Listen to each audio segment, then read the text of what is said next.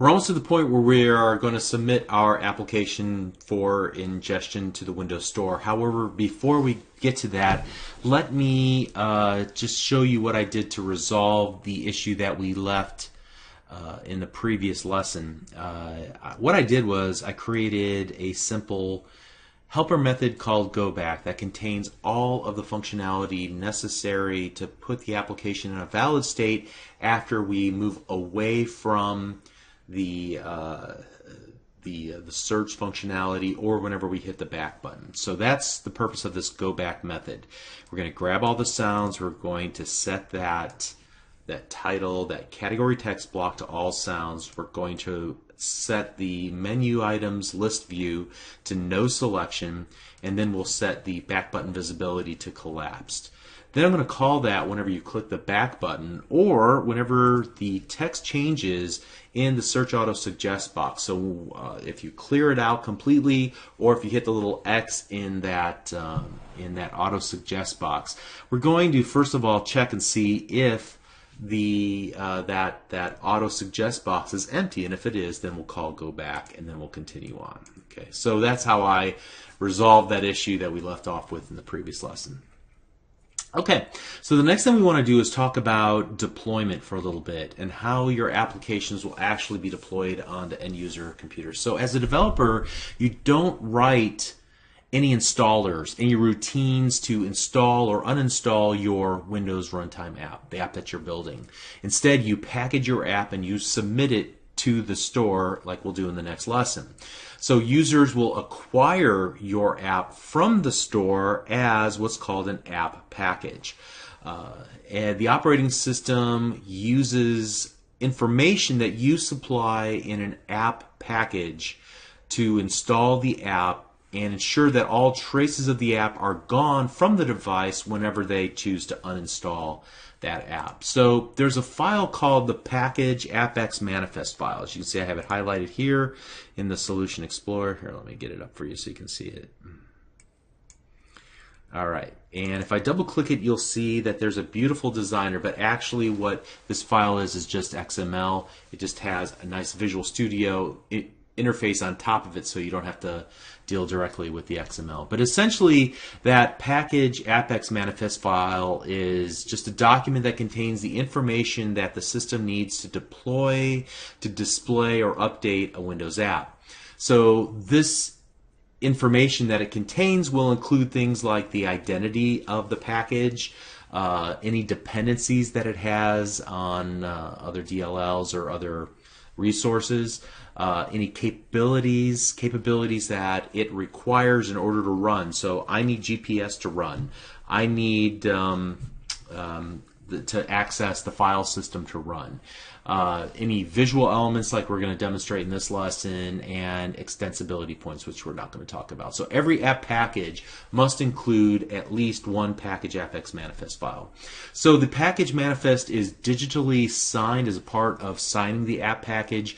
After it's been signed, then you can't modify the manifest without invalidating the package signature. So there's a certain amount of security then for the end user to ensure that they're getting the application that you built and that somebody didn't hack in and make some changes to it before it gets installed in their computer.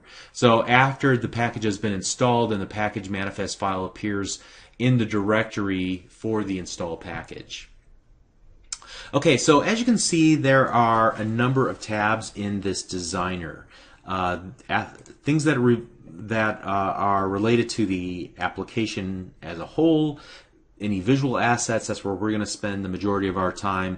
Capabilities, here's where I say, hey, I need the internet, I need the microphone, I need to make a phone call. That's what my app needs. Any declarations, these are things that I intend to change or provide as a service to the device or the system I'm running on. Content URIs, and I'm not all that familiar with, honestly, but the packaging is important from a Windows Store perspective. Nothing that we really need to change unless we update the version number of our application, and obviously we want to change who the publisher is. Let me go ahead and change that right now. So let's go over to application. I think the only change I want to make is how it's actually displayed in the store, and then I might change the description as well. Plays fun sounds to amuse and amaze friends. All right, probably need a better description than that, but that should suffice. The supported rotations, we haven't really tested it a lot, but I'm going to go ahead and select all of the rotations since we've programmed it in such a way that it should be able to handle it. But ideally, we would test this a little bit more before we just went off and made those selections. We're not going to do any tile updates. We'll talk about those in just a moment. But what we are going to do is spend time talking about visual assets. So let me go ahead and add in the short name of the application, UWP Soundboard, and where I want to show that name, which versions of the logo, all right? And it's going to say, hey, that's great, but you don't have a 310 by 310 logo. We'll fix that in just a moment. Now, before we get too far into this, let me talk about, first of all, let me show you a good page that you need to take a look at. It's bit.do/tiles-badges. And so you can see here on screen right now, this is a documentation from the user experience guidelines that talks about the various ways that visual assets will be used on the device, on the start screen or on the start menu. And I'm not going to take the time to cover all of these. There's actually quite a long list. But let me give you a few definitions to begin with here. A tile is anything, and unfortunately it's going to be off to the left-hand side of the screen here. But you can see, like, this is a tile, this movies and TV tile, this groove music tile, this news tile, okay? Different orientations and what they do are a little bit differently, because you can see that there are some, the news item has a photograph, but ultimately those are all tiles in a very general sense. Now there's something called a live tile, which is which typifies that what they call the metro or modern user interface, where there's information that gets flipped, new information, different information. So if you have a news application, you might show 3 or 4 news stories in sequence or give some sort of an update. But this too is kind of a general heading for specific types of live tiles. For example, there are tile notifications, and these are usually like if you see a mail program, you have 6 new emails. Okay, there's usually a little badge at the bottom with a number that tells you how many items are new and updated and require your attention. Then there are things called badges, and that will show, actually badges show you the number of items. Tile notifications are pieces of information that are specific on a per user basis. So if I'm playing a video game and my ship actually lands at a planet 3 hours later after I sent it there, then I might get a notification, a tile notification that says, hey, you know, it's time to come back and play now. There's action that you can take. Then there's badges, like we talked about, number 6 messages that need your attention. And then there's a peek template where you can actually see portions of the content, like maybe a photo that that will be utilized if you were to then launch the application from that tile. So you get to peek at the content inside of that tile using a peek template. And again, you can take a look at these guidelines. Probably the biggest one that is pertinent to us for our application is that we should only use a small and medium tile. So there are different size tiles, as you can see here.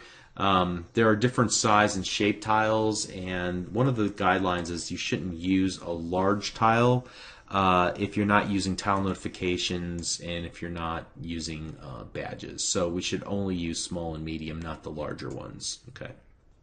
Now you'll notice that by default there are a number of assets that are already kind of predefined for you. For example, this square 150 by 150 logo. You can see that that by well, first of all, let me go to all image assets, and that'll give us a longer list. That usually what you can do is just choose one of the recommended sizes or two of the recommended sizes, and the other scales will be automatically generated for you. Now, what I've gone off and done, because I wasn't really entirely sure what I needed to provide, I went off and told my graphic designer to, hey, give me my little logo here in all these different variety of sizes that they ask for. And then I might come back and then remove the ones that don't make a whole lot of sense. So I'm going to take some time here and change out, like for example, the square 71 by 71 logo. I might go here to the little ellipsis to actually select an image file to copy in this slot. I'm going to go into the assets folder, into my package app manifest folder, and I'm looking for the 71 by 71 image, like so. Now it says that it doesn't like my naming convention and that it has to provide some scaling information kind of sandwiched between the 71 by 71 and the .png. Do you want to proceed? Absolutely. Go right ahead.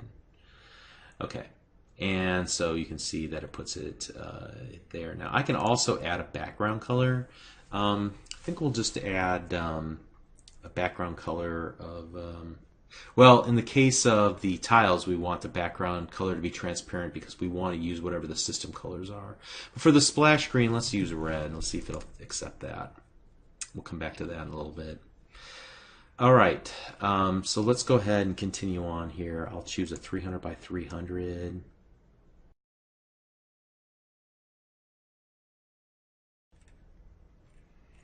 Okay, so I think that's pretty much everything that I want to change about this. All right, so let's close this now. And what I want to do before we leave this topic is actually right-click the package AppX manifest file and just say open with. And I'm just going to open with the text editor, or maybe just the XML text editor, and click OK. And then you can see all of the settings that we made in that designer, and you can see how they're manifest here in the XML. All right, and so that's really all that I wanted to do. Let me do this though. Hold on, let me save this, and now let me run it. I'd like to see that, see if the splash screen pops up.